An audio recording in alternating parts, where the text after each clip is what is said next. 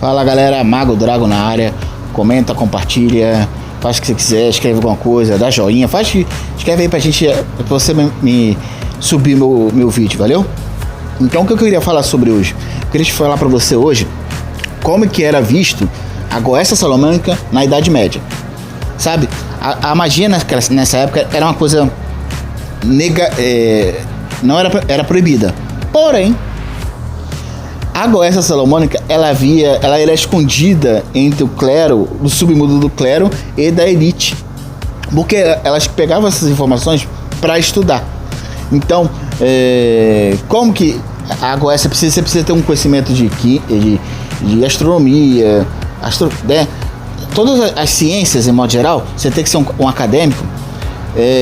Acabava que ficava na mão de acadêmicos, monges, entendeu? Pessoas era muito estudado. Então nessa época os monges estudavam muito, e a elite, né? A aristocracia da época também era muito estudante, então ficava na mão deles. Então era muito elitizado, tanto que tu vê que os daimyos eles são de uma hierarquia rígida, né? E normalmente se presenteia os daimyos com ouro, com prata, entendeu? Por isso você vê que isso está interagindo, né? Depois o negócio das frutas foi uma coisa do novo, né? Mas, de modo geral, você vê que pega os livros antigos, é ouro, prata, né? Então, vamos voltar ao conceito. Então, era assim, na elite. Quando o cara era pego fazendo magia, normalmente ele alegava o quê? Não, eu só estava estudando por fins acadêmicos. Eu não era praticante de magia.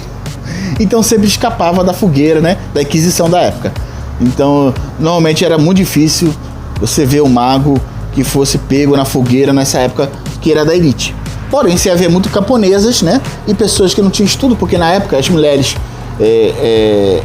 sua maioria bruxa, porque elas não tinham estudo. Nem as mulheres das elites tinham um estudo tão avançado como os homens tinham na época. Os homens eram mais estudados, catedráticos, né? Que até vai formar isso, né? Uma identidade na universidade, porque as universidades foram feitas pela própria igreja. Mas depois a gente vai pensar sobre isso. Vamos focar. Então, nesse conceito, os daimyos ele viveu muito para a elite. Muitos nobres acessaram esses daimyos. Então a gente tem uma bagagem neles de nobreza e sei lá do que. Então, quando você mexe com nós, você vai sentir isso, né? É a primeira coisa que você sente isso. Ele vem de uma depuração, não tá energeticamente, de uma pessoa que parece que é muito refinada, muito de hierarquia assim alta, entendeu? Patenteado, como se tivesse chamar uma pessoa, um político para sua casa, uma pessoa famosa estivesse entrando na sua casa no daimyo. Você vai sentir isso depois, mas a gente vai entender esse conceito todo, tá? E a gente vai tentar degludir porque algumas coisas são imperdoáveis na Goécia, né? E coisas são permitidas. Por exemplo, é muito comum quando as pessoas furam a hierarquia e ir direto pro rei se dá mal. Concorda que tem muita gente do caso assim? Porque o sistema salomônico ele foi feito e pregado para ser uma hierarquia muito rígida e fria. Normalmente o que você vai conseguir com os daimyos é quando você tem um comando lógico e firme, entendeu? Quando você consegue as coisas. Quando você é muito emocional e tal, eles não atendem ou eles vão te sacanear.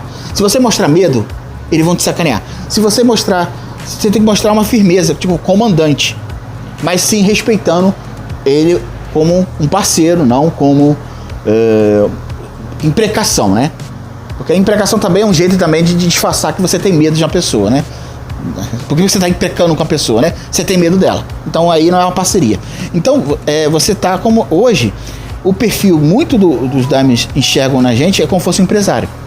É o perfil mais assim adequado que eles gostam de trabalhar, certo? Então isso acontece muito por causa de que ele foi um sistema forjado por homens, forjado pelo sagrado masculino. Então isso tem uma coisa. Aí eu vou fazer um outro vídeo falando sobre isso. Por que algumas coisas do daimyo não funcionam com mulheres e funcionam com homens? Muito mais fácil. Por que tem mais mago do que magas? A gente vai também degludir, assim, pessoas que mexem com a Goécia Salomônica? Por que tem mais magos e tem menos magas? A gente vai conversar sobre isso. Então, a ideia, o conceito que era uma coisa que era marginalizada, né, a magia, mas era praticada com todo mundo. É tipo uma droga, uma coisa que todo mundo falava que é proibido usar essa droga, mas todo mundo usava. Era a Goécia Salomônica nessa época, porque não tinha as outras Goécias, né? Vamos entender que a Goécia Salomônica é meio que é o ensaio de todos, a primeira, né? É a primeira Goécia que teve, né? Claro que tem um estudo também tempo que eu queria ver que tinha uma coisa antes, mas deixa pra lá. A gente tem que estudar o que temos para estudar na mão, papel.